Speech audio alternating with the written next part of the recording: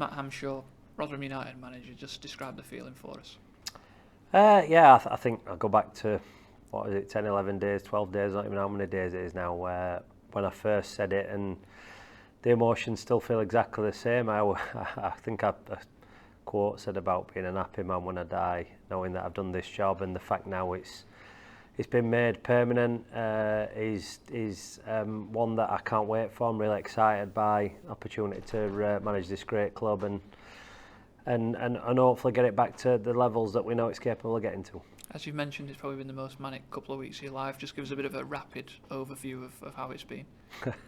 It's football, isn't it? I suppose I was meant to be going on holiday with my wife and 2 kids, and then 24 hours before that, I got a phone call to see if I'd be interested in taking the job till the end of the season, and obviously snapped at the chance. Had a really good start, obviously with the 3 wins, but I keep saying it, the things that pleased me the most were just the feeling around the club seemed to be better. People coming up to me saying that they're coming back to the stadium, and things that that excite you. Look at that. I'm from area, or born in area, supported Rotherham at Millmore, and then obviously now in the New York Stadium, and it's just important that this place is a place where people want to come and want to support the team. And I've said it a number of times, I feel like I'm repeating myself. I can't always guarantee the results, but we can guarantee hard work, we can guarantee drive, we can guarantee that we're working all hours to try and make sure that we've got the right players and the right infrastructure, the right staffing levels, and making sure that everything can progress at this football club. Because look, there's no 2 ways about it. There needs to be change, and there will be change. The chairman's been really supportive with that. Obviously, you'll see new staff coming in probably in the summer now, and you'll see new players. You'll probably see new staff, behind the scenes staff. So it's an exciting time, and it's one that really excites me to again move this club back to, I keep saying it, but back to where it should be. You mentioned working all hours. We've seen what your days have looked like in the role so far. This is actually a day off that you sat for this press conference. Have you had time to take any of it in? Has it sunk in? Is it a bit surreal still? I'm sure if you speak to any manager, there's no days off, and that's just the beauty of this job. But even as a coach, we're exactly the same. Like you said, today's a day off. We've been looking at players. Recruitment talks have started with Rob, and myself and Andy and the chairman and Paul Douglas, and everybody else is kind of on board with it. So we're just trying to move everything forward, but at the same time making sure that we make real conscious decisions with a lot of clarity and a lot of thought process, and not just jumping at the chance of something when there's been no work done, or there's no background checks done, and making sure that we get the right, firstly the calibre of player, but also the right persons coming to the football club that will know what is expected, and know the surroundings and know the area, and we won't kind of leave any stone unturned. And even then, look, it's not 100% guaranteed that it's going to work, but we need to do our work and our background checks to make sure that moving forward that we get the right players out on that football pitch. You've touched on conversations you've had with millers around the town, be it in supermarkets or anywhere else, but the fans out there, what have you made to their response to your appointment? Unreal. I can't say it took me by surprise, because I know how good they are as fans. But yeah, everywhere I go, it's just been nice. It's been nice to hear, I repeat myself quite a bit, but that people coming up to me saying I'm coming back, and I'm coming Saturday, and I'm coming Tuesday, and I'm really looking forward to this weekend's fixtures, and that's what you want. Look, I want people to get excited. I know I've kind of levelled that wave down for me personally, but that doesn't mean the fans shouldn't have hope and expectations and have a long-term plan, but understand that we'll be doing everything for the best of this football club, and I keep stressing that. And it's going to take bits of time. There's been things that I've walked into that are really, really good, and there's things that I've walked into that need a lot of work and improvement. And I think that whenever you get a job in football, sometimes that's always the case. But it's making sure that we make the right decisions for the long-term future of this football club, and that's certainly what I'm here to do. You're the type of individual that's ambitious and will want to be judged on your managerial merits rather than being a Rotherham fan, but is the fact that you are one of our own something we can kind of harness moving forwards? Yeah, listen. I think so. Fundamentally, I keep repeating it, but I want the fans to support the players. I want the fans to get behind them. Look, yeah, this area means a lot. This football club means a lot to me. And that they are supporting myself, but first and foremost, they're supporting Rotherham United. And I've said it about supporting your club through thick and thin. And look, it's not been a great season, and I can sit here and comfortably say that it hasn't been. There's been ups and there's been downs. It hasn't all been doom and gloom. We've still got good players on the football pitch. There's still a lot to get excited about for next season. But I keep repeating myself. But there's a lot of a strategy needs to take place. There's a lot of thinking around how we move forward, and them conversations have started basically from day one where I've been here, and I've said that to you. Like, I'm not making decisions that are just for now and tomorrow. I'm making decisions that will hopefully stand this club in better stead in 2, 3, 4, 5, 10 years, however that may look. And it's important that we have that. You've spoken to the chairman pretty much every day since you've been back at the club. You've known him from your previous spell here as well. You mentioned the strategy. Can you shine a little bit of a light on what those conversations have looked like without giving too much away? Listen, the chairman's very, very ambitious, and he wants success for his football club, and so he should. But he's well aware also that it might take a little bit of time.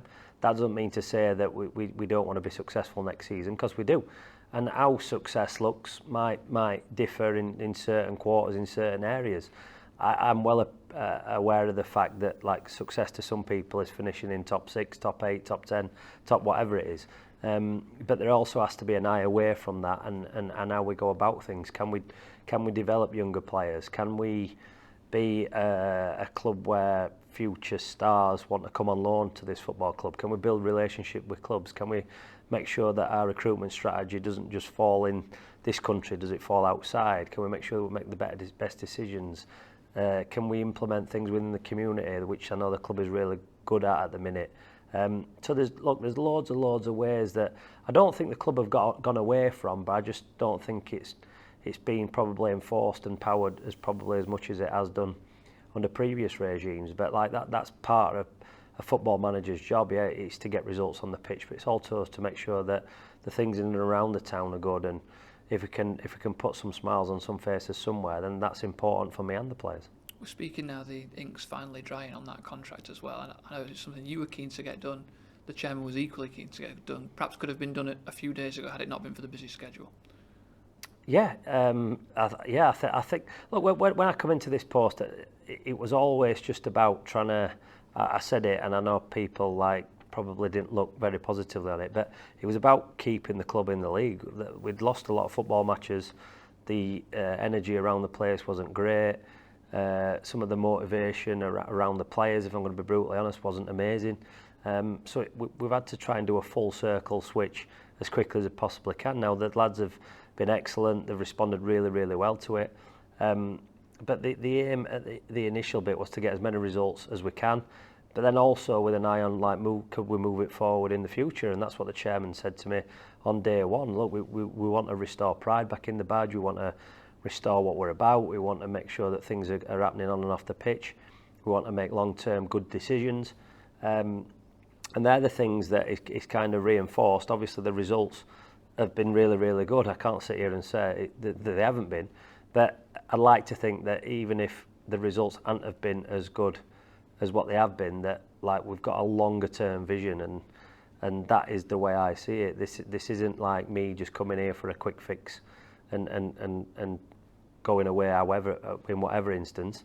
But I'm also aware that if results aren't great out there, then that will be the case. But that's what you get as a football manager, and I'm a lot more experienced now. I understand the game a lot more. I understand, I think, the motivation, the tactical side of it, the in-game management stuff, and that's going to be key moving forward, along with a supportive group of staff behind me. I was going to come on to that part of the long-term vision, as you've already mentioned, is assembling your own staff. Is that something you're excited by, and when can we kind of see the timeline moving on that? You've got a bit of time, haven't you? Yeah, look, there is no rush, and it's important that I get the right candidates. It's important that I don't want to pigeonhole any people, but if I were going to say to you now, how does that look? I want young, energetic, excited coaches who want to implement things. I don't just want yes men.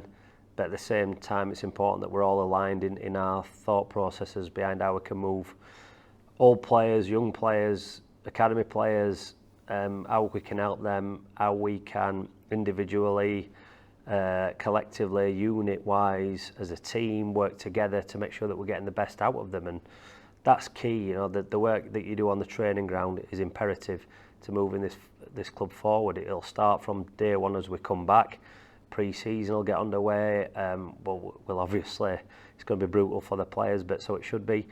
But we need to be fit, organised, know our roles, and make sure that we have that togetherness and camaraderie that sometimes you need in the last 20, 30 minutes of games that pull a result out of something that you might not have seen. And we've seen in this short 4 games, we've won in all different ways, but that togetherness and that camaraderie can go a long way into being successful in the season. And there are a lot of the characteristics I was looking for you to touch upon in the next question, and you probably caveat it with the fact that you're not going to have loads of time to implement anything before the new season, but what would you like the hallmarks for Matt Hamshaw team to be? I want us to be on the front foot. I want us to be aggressive. I want us to understand our roles in and out of possession. I want us to be good at set pieces. Look, there's a number of things that goes towards it. I know we spoke a lot about around the plan and the moving forward, but I'm well aware that there's no more important time than the here and now when you're on the football pitch, and that's the key bit that I want to get across. That look, we're going to be going all out to get results every game, and I keep saying we can't guarantee the results, but we can guarantee the performance, we can guarantee the hard work, we can guarantee that we'll go across and clap the fans no matter if we win, lose or draw, because we value their support. We know how tough it is financially for everybody at the minute, let alone football fans who are travelling everywhere to come and support the team. And there will be games, look, I can't sit here and say every game is going to be amazing. There will be games where, for whatever reason, and I can't put my finger on it, we don't perform. But the work rate, the desire, the commitment, and the kind of togetherness in and around the badge is what I want my team to look like and represent. You made it clear from the outset that you haven't come in here with premeditated decisions on players or staff. Is it just the case that the rest of this season now is kind of everyone being under audition and seeing who wants to be and who doesn't? I think you're always under audition. I think that even next year when the season starts, you're still under audition. I'll be under audition. There'll be fans now sat at home who are absolutely delighted with this news. There'll be fans sat at home who are like, well, we should have gone for X, Y and Z, and that's just down to me to prove a point. I'm well aware that it's a game where everybody has an opinion. It's a game that everybody should have an opinion. But yeah, everybody has a blank canvas. I think I'm glad that it's got done now, because these next 4 games for me, I can look at probably different players in different circumstances, and just see if they want to come on the ride with me, and to see if I think they've got the capabilities to come on that ride. And that's important. Both have to marry up.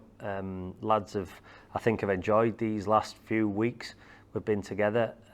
I've certainly enjoyed working with them, but they're also well aware that in football, it's very likely that everybody's going to come back into Roundwood on the first day next season. Pre-season who's here now, but it's important that the ones who do come back really know and understand what it is that we're looking for. And I'll make sure from now until that day where we do break up for the summer that everybody is fully aware of what we expect and the fitness levels, and I want them to come back, and we need to hit the ground running and make sure that in that pre-season we can kind of get as much coaching detail information into them, because I've said it a number of times and I'll keep saying it, pre-season's so important. It's so important to get that togetherness, that hard work. We've certainly had success over the years at this football club with an amazing pre-season.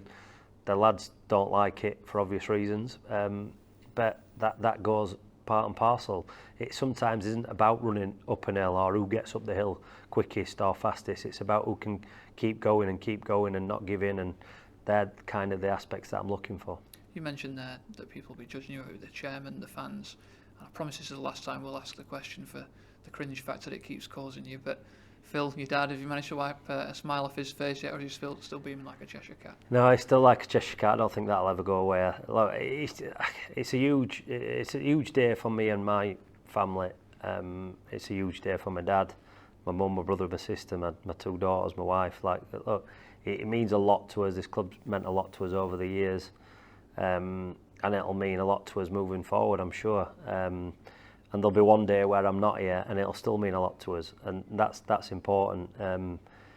It's been a bit surreal, if I'm going to be honest. I'm getting a lot more phone calls off my dad every day now, kind of going round the houses and then asking me actually a Rotherham question, which I know I should just start with Rotherham question. But you know, I know whatever happens, they'll be here to support me. And look, I'm a dad, I'm a son, I'm a brother. Like, I'm a number of things. Now I'm a football manager, but it won't change the person that I am to them. And look, like anybody, you always need that support structure around you.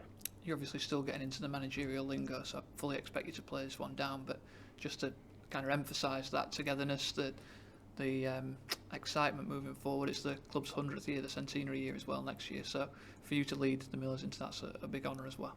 Yeah, it's massive, and it's something that if I'm going to be honest and speak openly, it's something that I did think about. Like, it's a huge honour to be here in the centenary of your hometown club and being an hometown lad and coming to a lot of games. So I'm not going to hide away from the fact that like that did come into me thought process, because it did, and it's a huge honour. And I thank the chairman and the board of directors for showing faith in me, and it's now down to me to try and repay them in the long, short and medium term, and make sure that all our goals are aligned and everybody's on one wavelength, me, the fans, everybody around it. Because look, it's exciting times, and it's exciting times moving forward, and I want the fans to be excited. I want the fans to fully support the team and the club and the players, and know who they are and have an affinity to them. And look, the things when it works best, whether it's year 1 or year 100, it's when the fans and the players have some sort of unity, and they know who they are, and they know who they are, and they have like the superheroes to them. And it's important that they know that. But it's important, and I spoke about it on Saturday at Stockport, that we're confident with it. We're not arrogant, because there's a big difference. And when arrogance creeps in, it's a problem. When it's confidence and when it's everybody together, I've seen this stadium in unbelievable times, with unbelievable memories, and moving forward, we want to keep those memories and make sure that when the fans are going home or when they're turning up, they don't know if this is going to be the day that they remember for the rest of their lives. And I know that's quite a strong statement, but you never know. Every game you go to could be the best game, or the game you remember, or the goal that you remember, or the tackle you remember, or the save. Look, there's a number of things, but I want fans to come here and have unbelievable memories of this stadium and this team.